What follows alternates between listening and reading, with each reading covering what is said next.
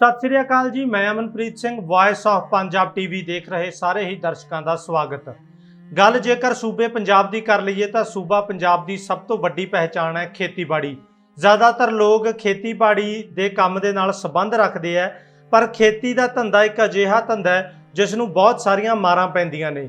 एक तो सरकार के नाल जो किसानों की कशमकश चल रही है, 3 खेती कानूनों को लैके कई महीनों तो दिल्ली बार्डर से बैठे आ, पर हाले तक कोई हल नहीं लभ रहा। कदे कुदरत की मार पै जाती है, पिछले दिनों में मीह ने फसलों के उपर काफ़ी कहर ढाया, कदे ना कदे जिहड़ी है सुंडी की अजिही मार पैंदी है जिस दे नाल सवाल सरकार ते खड़े हो जाते हैं।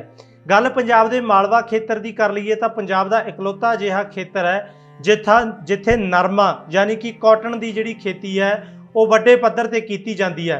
पर जिला बठिंडा तो जो खबरां सामने आई हैं वो दिल वलूंदर देण वालियां है और किसानों के उपर एक अजिहा जुल्म होया जिसनों वो बर्दाश्त नहीं कर पा रहे। दरअसल किसानों ने एक अजिहा नरमा खरीदिया, अजिहा नरमा बीजिया जिसनों बहुत उच्च क्वालिटी का कहा जाता है अते मंजूरशुदा बीज जिहड़ा है वो बीजिया गया सी। उसका कद काठ, बूटे का फैला अते बूटे नूं फल भी चंगा चोखा लग्या सी, पर जदों तय समय के उत्ते वो फल पक्या नहीं, नरमे दीयां फुट्टियां नहीं बणियां, तो किसानों ने उस बीज नूं जदों उस टींडे नूं भन्न के वेख्या तो उन्हां दीयां अखां टड्डियां दीयां टड्डियां रह गईयां, क्योंकि जिस टींडे दे विच नरमे की फुट्टी होनी चाहिए सी उस दे विच एक सुंडी सी जिसनों कि हुण गुलाबी सुंडी कहा जा रहा है। अते इस सुंडी का अजिहा कहर मचिया कि बठिंडा जिले के पिंडां दे पिंड इसकी चपेट विच ने और इसने इन्नी क ज़्यादा नरमे के उत्ते मार पाई है कि हुण किसान अपनी पुत्तां वांग पाली फसल नूं, पक्की पकाई फसल नूं, जो फसल हुण चुगण वाली सी उस नूं अपने हत्थीं वाहण दे लई, नष्ट करन दे लई मजबूर हो गए ने। और साडा नकारा सिस्टम वेखो, पहलां जदों फसल बीजनी सी उदों खर्चा करना पिया अते जे हुण फसल नष्ट करनी पई तो उदों भी उन्हां नूं तेल फूकना पिया, जिस दे नाल उन्हां दा खर्चा होर वध गया। बहुत सारे किसान इहदे विच ओह ने जो बड़ी छोटी जमीन के मालक ने अते ज़्यादातर जमीन ठेके ते लई है। और उदों भी वड्डी नमोशी की गल यह है कि किसी भी मंत्री साहब ने, किसी भी विधायक ने चंगी तरह खेत का दौरा कर लेना, किसी मुआवजे का ऐलान कर लेना जरूरी नहीं समझिया, क्योंकि लगता है कि साडे सारे विधायक नवे मुख्यमंत्री का स्वागत करन अते दिल्ली दरबार के गेड़े कड्ढण दे विच इन्ने ज़्यादा मशरूफ ने कि उन्होंने किसानों का दर्द नहीं दिख रहा, पर भाषणों के विचों पंजाब दे विच क्रांति लियाउण दीयां गल्लां कर रहे हैं।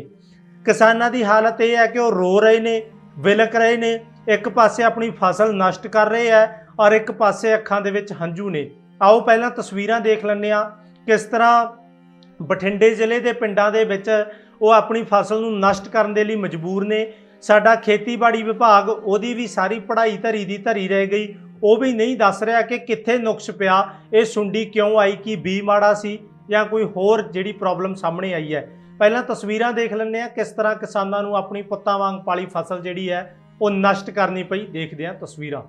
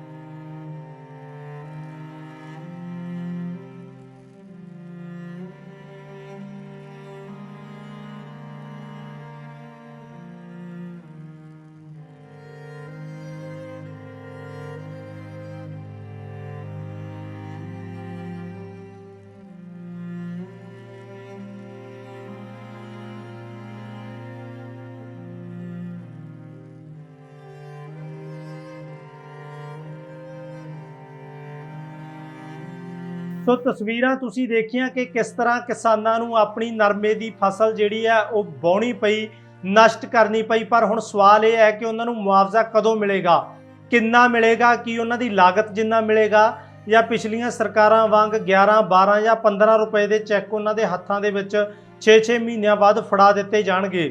ਇਸ ਦੇ ਨਾਲ ਨਾ ਸਿਰਫ ਕਿਸਾਨਾਂ ਨੂੰ ਆਰਥਿਕ ਨੁਕਸਾਨ ਹੋਇਆ ਬਲਕਿ ਮਜ਼ਦੂਰਾਂ ਨੂੰ ਵੀ ਵੱਡਾ ਆਰਥਿਕ ਨੁਕਸਾਨ ਹੋਵੇਗਾ, ਜਿਨ੍ਹਾਂ ਨੇ ਇਹ ਨਰਮਾ ਚੁਗਣਾ ਸੀ ਅਤੇ ਆਪਣੀ ਲੇਬਰ ਲੈਣੀ ਸੀ। ਇੱਕ ਪਾਸੇ ਕਿਸਾਨਾਂ ਨੂੰ ਕੇਂਦਰ ਸਰਕਾਰ ਦੀ ਜਿਹੜੀ ਮਾਰ ਪੈ ਰਹੀ ਆ ਉਹਨਾਂ ਦੀ ਗੱਲ ਨਹੀਂ ਸੁਣ ਰਹੀ, ਕੁਦਰਤ ਦੀ ਮਾਰ ਹੈ, ਮੀਂਹ ਲਗਾਤਾਰ ਪੈ ਰਿਹਾ, ਫਸਲ ਖਰਾਬ ਹੋਣ ਦਾ ਖਦਸ਼ਾ ਅਤੇ ਹੁਣ ਗੁਲਾਬੀ ਸੁੰਡੀ ਦਾ ਕਹਿਰ ਅਤੇ ਹਾਲੇ ਤੀਕਰ ਕਿਸੇ ਵੀ ਸਰਕਾਰ ਦਾ ਨਾ ਪਹੁੰਚਣਾ, ਕਿਸੇ ਵੀ ਅਧਿਕਾਰੀ ਦਾ ਕੋਈ ਬਿਆਨ ਨਾ ਦੇਣਾ। ਇਹ तमाम ਗੱਲਾਂ ਜਿਹੜੀਆਂ ਨੇ ਇਹ ਇਸ਼ਾਰਾ ਕਰਦੀਆਂ ਕਿ ਸਾਡੇ ਦੇਸ਼ ਦਾ ਕਿਸਾਨ ਲਗਾਤਾਰ ਘਾਟੇ ਦੇ ਵੱਲ ਜਾ ਰਿਹਾ ਔਰ ਸਾਡਾ ਸਿਸਟਮ ਦਿਨ ਪਰ ਦਿਨ ਨਕਾਰਾ ਹੁੰਦਾ ਜਾ ਰਿਹਾ ਹੈ। ਸੋ ਕਿਸਾਨਾਂ ਦਾ ਕਦੋਂ ਤੱਕ ਕੋਈ ਹੱਲ ਬਣੇਗਾ, ਕਦੋਂ ਉਹਨਾਂ ਨੂੰ ਮੁਆਵਜ਼ਾ ਮਿਲੇਗਾ, ਇਹ ਹੁਣ ਵਕਤ ਹੀ ਤੈਅ ਕਰੇਗਾ। ਪਰ ਕਿਸਾਨਾਂ ਦੇ ਮਨਾਂ ਦੇ ਵਿੱਚ ਸਰਕਾਰ ਪ੍ਰਤੀ ਜੋ ਗੁੱਸਾ ਹੈ ਉਹ ਹੋਰ ਸਿਖਰਾਂ ਤੇ ਜਾ ਰਿਹਾ ਹੈ ਅਤੇ ਚੋਣਾਂ ਵੀ ਨਜ਼ਦੀਕ ਨੇ। ਹੁਣ ਜਦੋਂ ਚੋਣਾਂ ਲੈਣ ਦੇ ਲਈ ਲੀਡਰ ਪਿੰਡ ਦੇ ਵਿੱਚ ਆਉਣਗੇ ਤਾਂ ਕਿਸਾਨ ਉਹਨਾਂ ਦਾ ਕਿਸ ਤਰ੍ਹਾਂ ਸਵਾਗਤ ਕਰਨਗੇ ਅਤੇ ਉਹ ਨਰਮੇ ਬਾਰੇ ਕੀ ਕਿਸਾਨਾਂ ਨੂੰ ਜਵਾਬ ਦੇਣਗੇ, ਇਹ ਵੀ ਵਕਤ ਦੱਸੇਗਾ। ਪਰ ਸਾਡੀਆਂ ਸਰਕਾਰਾਂ ਅਤੇ ਸਾਡਾ ਸਿਸਟਮ ਉਸ ਬਾਰੇ ਕੁਝ ਵੀ ਕਹਿਣਾ ਹੁਣ ਤੁਸੀਂ ਆਪ ਹੀ ਕਹਿ ਸਕਦੇ ਹੋ ਕਿ ਉਹਨਾਂ ਦੀ ਕੀ ਯੋਗਤਾ ਹੈ ਅਤੇ ਕੀ ਸਮਾਜ ਨੂੰ ਦੇਣਾ ਹੈ। ਦੇਸ਼ ਵਿਦੇਸ਼ ਦੀਆਂ तमाम ਤਾਜ਼ਾ ਤਰੀਨ ਖਬਰਾਂ ਦੇ ਲਈ ਵੇਖਦੇ ਰਹੋ ਵਾਇਸ ਆਫ ਪੰਜਾਬ ਟੀਵੀ।